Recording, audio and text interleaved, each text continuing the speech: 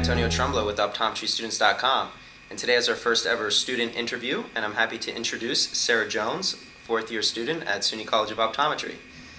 So today we're just going to be talking about Sara's third year experience. She just finished third year, and so why don't you tell us a little about third year, what you like best about it, what you like least about it. Definitely what I liked best about it was finally being in clinic. Seeing patients and putting into practice the clinical things that I've learned the last couple of years, it really starts to all come together, and walking down the halls of the clinic, I really feel like this is where I'm supposed to be, and this is what I'm supposed to be doing. I'm finally doing, we've been in school for almost 20 years now, and this is finally approaching the end, and I'm finally helping people and doing these things. It felt really great. What I liked least was boards, studying for boards, taking boards, waiting forever for the board scores to come. But then they came and I passed, so then it was all okay. Relief, right? Relief. But that was, like 3 months of third year of stress, so I'm glad that's over. Okay. So you talked a lot about your clinical kind of aspect of third year. Mm-hmm. What do you think was the, how was clinic in third year? I mean, what was your schedule like? What different things were you exposed to that prepared you, made you go to the next level to prepare for fourth year? The schedule here at SUNY, we're in clinic 2 days a week during third year. 1 day a week is in the general practice floor, where we're just seeing the average patient coming in for comprehensive exams or contact lens fits, follow-ups, etc. And we spend an hour talking with other students and a couple of supervisors each day to kind of go over the cases that we saw during the day as well on that. The second day is spent rotating through our specialty clinics, so you'll spend time in vision therapy and pediatrics, octazes, specialty contact lens, and dispensing, and everyone gets a chance to rotate through each of those. What was your favorite specialty rotation there? I think I'll go with octazes. I saw a lot of things that didn't make sense when we learned them in class, and then when you actually see what proliferative diabetic retinopathy looks like, or you see a macular hole, it makes it a lot more sense. Right, puts everything together. Yeah. So you did mention taking boards this year. That was a big part of third year. Why don't you tell us about how you went about preparing for it, or what your method was? Yeah, well, I think you're right. Everyone probably has a different method, but I started in the fall of third year just kind of casually meeting up with a friend, and we would sit in a coffee shop and talk about mostly the stuff that we were already experiencing in clinic, stuff like ocular pharmacology that we would kind of start to review very casually, but we didn't start really studying until January. And beginning of January, like after we got back after break, I think is when a lot of people really started to buckle down. So how many hours do you think you really put into studying? I mean, did you keep a log at all, or did you? I mean, probably a lot, but it was probably a lot, especially as the exam got closer. I think there's probably a slow taper up to full weekend days spent reading. As to how I studied, KMK is a great resource. I'm sure everyone has already heard of KMK. But it shouldn't be your only resource. I know a lot of my classmates depended solely upon reading KMK and were disappointed in how they felt confidence-wise coming out of boards.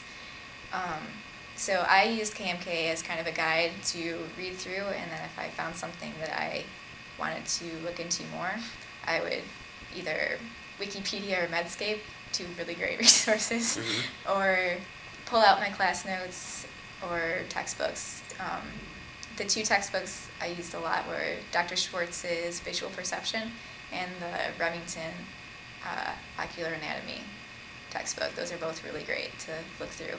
So you are entering fourth year now, and so you're getting ready to go out on your externships, is that right? Absolutely. And so why don't you tell us, where are you going? Oh, I'm super excited for my first one. In the summer I'll be at Keller Army Hospital in West Point, up on Hudson Valley a little ways, and I've heard a lot of good things about this rotation. It's family practice. You see a wide range of ages, and also a lot of healthy people, which sometimes we don't see in clinic. We don't see the average population here. Right. And a lot of soft contact lens, which is also something that we don't see a lot of in the SUNY clinic. So I'm really looking forward to that experience. And then in the fall, I'll be at Northport, Long Island, for the VA hospital. And I feel like most VAs are all the same. You see a lot of disease, a lot of older patients. Right. But that's one of the requirements for SUNY, is that you spend one rotation at more of a VA primary care setting and one at more of a specialized externship. And then the last two, I'll be at SUNY for the last 6 months of fourth year, doing an oct disease rotation and then vision therapy pediatrics rotation. Oh, told us a lot about third year and clinic, and I know that first and second year are more didactic driven, and third year is much more clinical. What have you found that really brought you to the next level in terms of transitioning from student to intern and your ability to deal with patients? The first big thing to get used to was that the patient sitting in my chair for the first time did not know the right answers.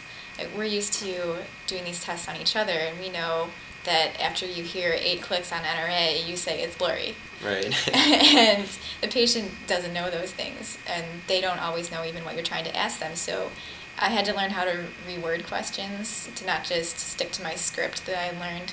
I had to learn to sound more confident, which actually, sounding confident even when you're not confident can go a long way, and your patients like it, your supervisors like it.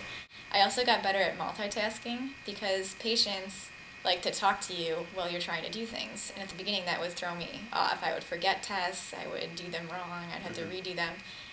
By the end of third year, I'm much better now at being able to look at the eye under the slit lamp, do retinoscopy, and keep up a conversation with the patient. Right. Which also, they appreciate that. They like me better. So developing a nice rapport with the patient. Right, exactly. That was something that I had to learn in third year. It's not something you learn in the first couple of years. Right. What was the overall, what do you think was the most difficult portion of the exam to kind of become more proficient in, whether it may be case history, just slit lamp exam? I know we like to take a lot of time really getting lost in the details and structures of the eye when we're doing slit lamp, especially when we're just learning. But in third year, when you're seeing patients in real time and you have to get that patient in and out the door, it's how do you be efficient and at the same time observant. Right, you really start to look for the big things and focus on the patient's chief complaint more, and that's how you practice in the real world as well. So with slit lamp, I still take the time to look under the lids, and I look at everything, but I'm really only looking for big things. I'm not looking for, trace injection anymore, or things like that. And when there's something there, it starts to stand out to you. You see it after you've seen enough of normal, you notice when something's abnormal much quicker. Right. And that's what being a clinician is all about, I think, finding that. Absolutely. So now that you've just finished third year and you're preparing for fourth year, what are your expectations? I'm definitely expecting to become a lot more independent in the clinical setting. I know in fourth year they expect you to be able to think on your feet and basically act like you're a doctor to some extent. I need to be able to come up with diagnoses and treatment plans before I go to present to the supervisor. And I want to be able to do that quicker and more efficiently than I've been doing in third year. And they expect me to be able to do it. It's almost kind of like a switch goes, like you're not a third year student anymore, you're a fourth year student, and they all of a sudden expect you to be a lot more efficient and a lot better at clinical decision making. So I know it's going to be rough at first, but by the end of fourth year, I'll be prepared to be a doctor, hopefully. You told us a lot about your expectations for fourth year and what you plan to do maybe after fourth year. Why don't you tell us what about your ultimate goals are? What do you want to achieve as an optometrist when you are graduating and you're out there in the real world? What do you want to do? I definitely have my dream plan. I don't know if I'll achieve it right away, but if I don't do a residency right out of school, then I will probably look for a job in the New York area and work for a few years, pay off my student loans, and then eventually I would like to become a partner in a group private practice. That is, I think, the most ideal situation. I worked for a group practice before coming to optometry school, and just the camaraderie between the doctors and being able to refer with each other on the spot, and the whole private practice idea is great. I've never met an unhappy private practice doctor, so I'm hoping I'll be able to achieve that at some point. I don't know how far down the road it would be. Well, I know you're a hard-working student, and there's no doubt in my mind that one day you will achieve that goal. Something else that's important to me in my future as an optometrist is to stay involved in things like organized optometry. As a student, I try to stay involved with AOSA, NYSOA, and went to lobby days and things like that, optometry's meeting. And I want to definitely stay involved with that as a doctor. I know that a lot of students tend to drop out of those organizations when they become new doctors, but I don't want to be one of those. I think it's important, and I want to continue to support my profession in that way as well. So you've really seen the positive influence that these kind of organizations have on optometry and how it can help optometry develop. Yeah, it's definitely important.